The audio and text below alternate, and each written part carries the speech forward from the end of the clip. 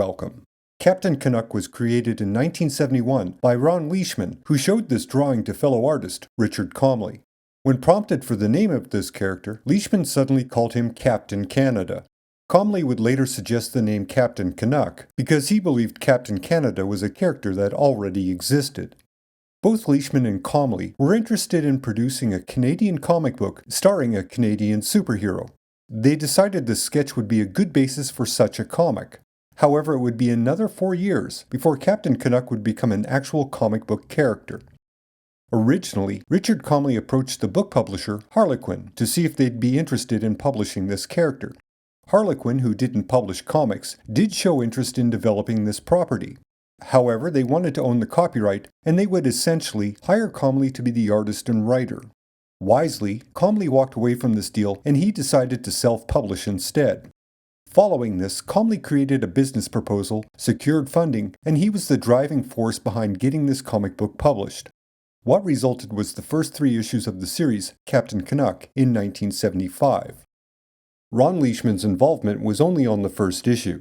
Being Mormon, he was obligated to leave the country for 2 years and bring this religion to another region of the world. Due to this, Richard Comley would completely write and draw the next 2 issues. He would subsequently hire both Jean-Claude St. Aubin and George Freeman to assist in inking and coloring. These 3 people would be the creative talent behind the entire series. The 3 initial issues were, well, a steep learning curve for everyone involved. Practically by accident, they created an innovative way to color comic books. This process required the artwork to be fully painted, with the inks applied to a sheet of acetate laid over top. This process would be reversed early on, with the inks on the actual page and the colors on an acetate overlay. This was done to give the comic a distinct depth of color not normally seen in comic books. Again, it was inexperience with the practical aspects of comic book production that led to this innovation. In other words, no one involved knew any better. These 3 issues are, well, as professional as one might expect from a team that basically didn't know what they were doing. A polite interpretation is to suggest these issues have a very golden age spirit and appeal. All that is established is that these stories take place in the distant future of 1993. Canada has become the world power. With the organization known as CISO, or the Canadian International Security Organization, they police and apprehend bad guys doing bad things. CISO's most well-known operative is Captain Canuck. His support team includes Redcoat and Quebec. Noticeably absent from the first 3 issues is an origin for Captain Canuck. Also, no secret identity for the character is either mentioned or established. Notoriously, the 3rd issue ends on a cliffhanger that promises to reveal the face of Captain Canuck. However, that reveal wouldn't come for another 3 years. Despite a healthy level of initial investment and an average print run of roughly 150,000 copies per issue, Captain Canuck was, basically, mismanaged out of existence. The printing of the comic book done by a Canadian company was far more expensive than an average mainstream comic. Twice as expensive, in fact. The publishing company, Comley Comics, went into severe debt, and the comic was put on indefinite hold. However, Richard Comley believed in the viability of the character, and he did his best to, once again, secure funding and continue the series. To that end, he got the assistance of Ken Ryan to oversee the business aspects of the newly founded company, CKR Productions. Comley's role was to oversee all of the creative aspects, while Ryan made sure the company remained viable. With this division of responsibilities in place and new capital acquired, Captain Canuck went into production once again. The 4th issue was finally published in 1979, and it immediately picked up where the prior series ended. As promised, Captain Canuck's face is revealed, and we learn that his civilian identity is Tom Evans. It's implied at the time, but not made clear until much later, that Captain Canuck is of First Nations or Métis heritage. The origin of Captain Canuck's powers is hinted at in the 5th issue, but this element isn't explored until much later. Not until the final issues of the series, actually. Essentially, while leading a Boy Scout troop on a camping expedition, Tom Evans is blasted by alien rays. The after effects of this exposure give him increased strength, speed, and intelligence. This brings him to the attention of CISO, who employ his services and use him as the figurehead of the organization. For the record, the aliens who blasted Tom intended to develop and control the human race as their army in order to take control of the galaxy. Giving Tom powers was an accident? I guess? It's really never made all that clear. This series, which suddenly ended with the 14th issue in 1981, was mostly standard plot-heavy adventure stories. Objectively speaking, the stories have an innocent 1950s flavor to them, which lends it a certain nostalgic charm. They were mostly simplistic in execution, jumping from plot beat to plot beat, and character development is somewhat of an afterthought. Tom Evans is fleshed out a bit, but it's mostly surface-level stuff. The bulk of the identification a reader might feel towards the lead character is left to one's patriotic pride. Or possibly, for those outside of Canada, one might find the novelty of a distinctly Canadian property appealing. George Freeman's unique artwork greatly improved the look of the series when he took on the penciling duties, as did the coloring provided by Freeman and Jean-Claude St. Aubin. From a purely aesthetic perspective, Captain Canuck looked unique for a comic book of its time. The 13th issue wrapped up the futuristic story, and Captain Canuck fell backwards in time to 1980. In other words, the stage was set to take the series in a new direction. This was briefly explored in the 14th issue.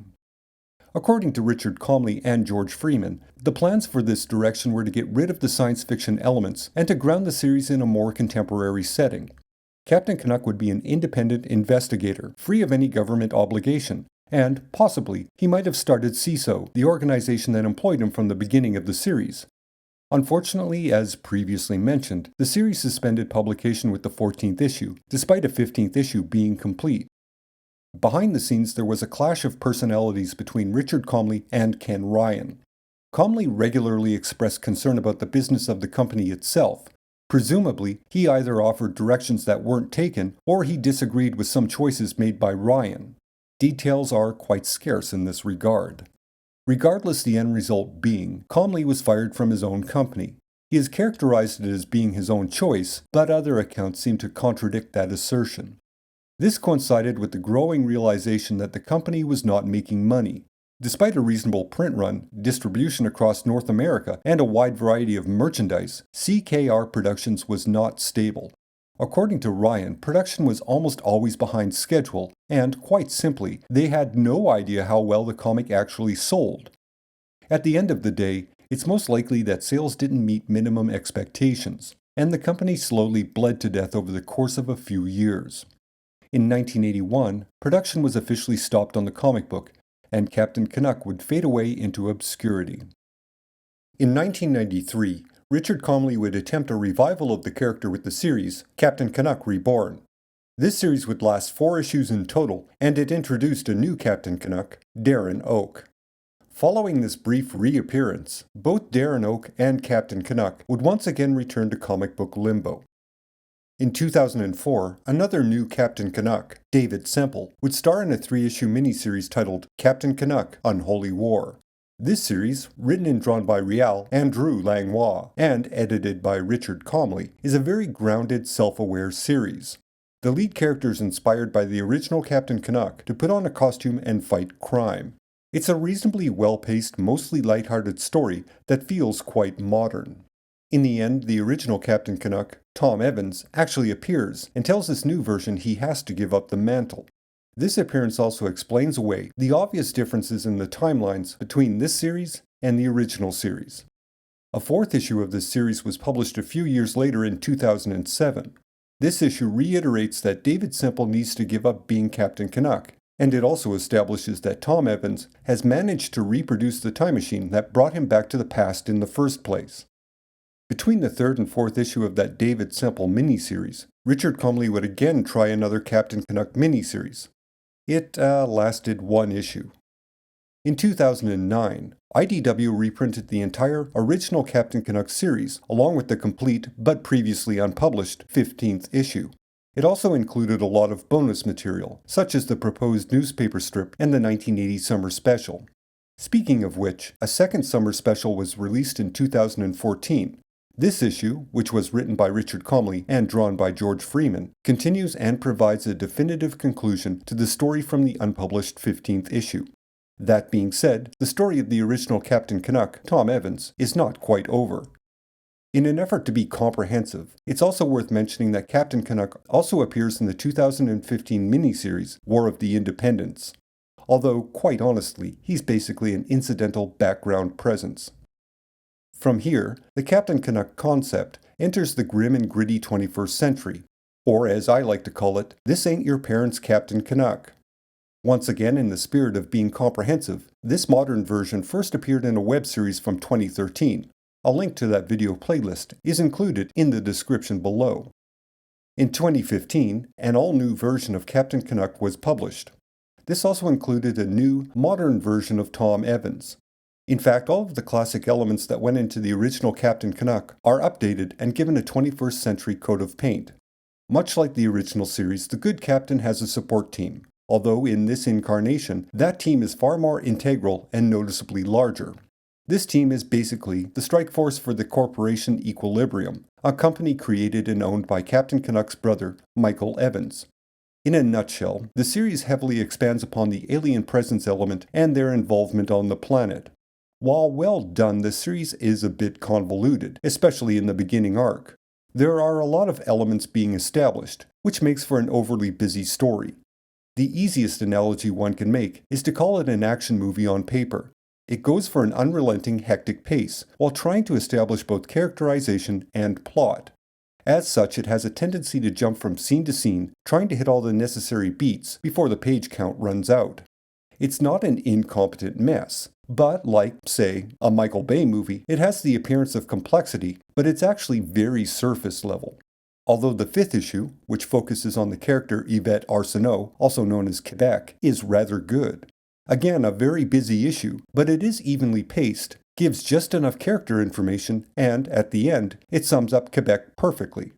The subsequent issues of the series don't quite get the balance right though, and the further the series goes, the more it becomes a generic action movie. Certainly, this approach has mainstream appeal, so it's not a surprise the series has taken this direction. As a backup feature in this new series, the story of the original Tom Evans is explored. This Captain Canuck is trapped in an alternate timeline, and he's looking for a way to get home. This premise would be further explored in the 4-issue series from 2016, all new classic Captain Canuck. Actually, it's 5 issues. The 0 issue is reprints of the backup material that appeared in the new series. Anyway, the story of Tom Evans and his attempt to return to his proper timeline is finally concluded. It's a fitting endpoint for the character and for a story that began in 1980.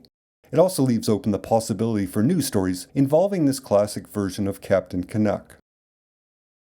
In the end, Ron Leishman's creation has been carried through the decades by Richard Comley. Whether Comley was motivated by self-serving opportunism or a genuine attempt to add to Canadian culture is debatable. So is whether Captain Canuck is a symbol or recognizable icon of the country he represents. Regardless, the character, like his home and native land, has endured and, eventually, adapted to the changing world landscape. Again, like the country he represents, he is periodically relevant. But overall, it's hard to define the elements that contribute to that unique, persistent entity. As an icon, he is vague. Mind you, as a symbol of Canada or Canadian identity, that may be a highly accurate representation. That's it for today. Like, share, subscribe, and comment, and I will talk at you later. Until next time.